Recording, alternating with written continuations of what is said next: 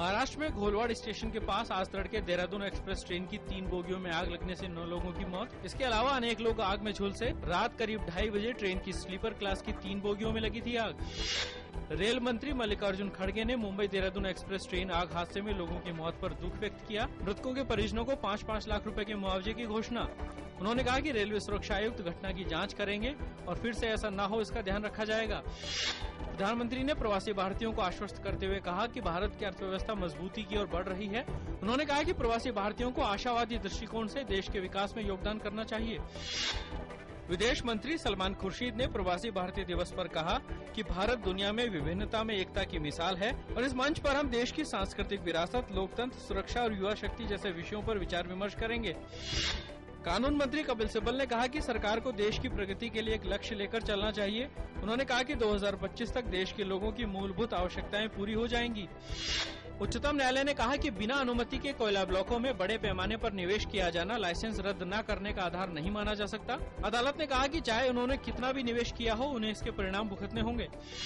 कोयला ब्लॉक आवंटन मामले की जांच कर रही सीबीआई ने इस घोटाले से जुड़े 2 नए मामले दर्ज किए। सीबीआई ने इस मामले में बीएलए इंडस्ट्रीज, कैस्टोन टेक्नोलॉजी, कैस्टोन माइनिंग, बीएलए के प्रबंध निदेशक और कुछ सरकारी कर्मचारियों और अज्ञात लोगों के खिलाफ मामला दर्ज किया।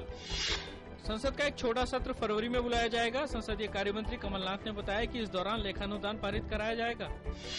गाजियाबाद के कौशाम्बी में आम आदमी पार्टी के दफ्तर में आज हिंदू रक्षा सेना ने तोड़फोड़ की। लाठी डंडों से लैस करीब 30-40 लोगों ने आप के दफ्तर पर हमला किया। घटना में किसी को चोट आने की खबर नहीं। दिल्ली के मुख्यमंत्री अरविंद केजरीवाल ने कौशाम्बी में आप के दफ्तर पर हुए हमले की निंदा की। उन्होंने कहा कि यदि लोग समझते हैं कि कश्मीर मुद्दे का हल पार्टी के कार्यालय पर हमला करके अथवा उनकी हत्या करके किया जा सकता है तो वे मरने के लिए तैयार हैं। आम आदमी पार्टी के कार्यालय पर हुए हमले की निंदा करते हुए केंद्रीय गृह राज्य मंत्री आरपीएन सिंह ने कहा कि किसी भी राजनीतिक पार्टी को अन्य किसी भी राजनीतिक पार्टी के खिलाफ हिंसात्मक प्रदर्शन नहीं करना चाहिए।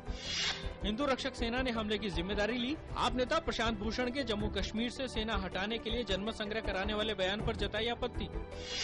आम आदमी पार्टी के नेता प्रशांत भूषण ने इस हमले की निंदा करते हुए कहा कि भाजपा और संघ परिवार आपकी बढ़ती लोकप्रियता से चिंतित है। उन्होंने कहा कि वो हर तरह की हरकतों पर उतर आए हैं, जिनमें तोड़फोड़ और मारपिटाई भी शामिल है। बांग्लादेश में चुनावों के बाद हो रही हिंसा में अल्पसंख्यक हिंदुओं को निशाना बनाए जाने की खबरों पर भाजपा ने चिंता जताई। भाजपा ने कहा कि ये बांग्लादेश का आंतरिक मामला है, लेकिन पार्टी पड़ोसी देश में स्थिरता की उम्मीद करती है। पूर्व न्यायाधीश अशोक कुमार गांगुली ने पश्चिम बंगाल मानवाधिकार आयोग के पद से इस्तीफा देने के कदम का किया बचाव। उन्होंने कहा कि लॉ इंटर्न के यौन शोषण का आरोप निराधार है और सुप्रीम कोर्ट का रवैया मेरे प्रति निष्पक्ष नहीं रहा। भारत के रोहन बोपन्ना और पाकिस्तान के एहसान उल हक कुरैशी की जोड़ी ने एटीपी आपिया इंटरनेशनल टेनिस टूर्नामेंट के पहले दौर में जीत दर्ज की। इन्होंने जीन जूलियन रोजर और होरिया तेकाउ की जोड़ी को 7-6, 6-7, 10-3 से हराया।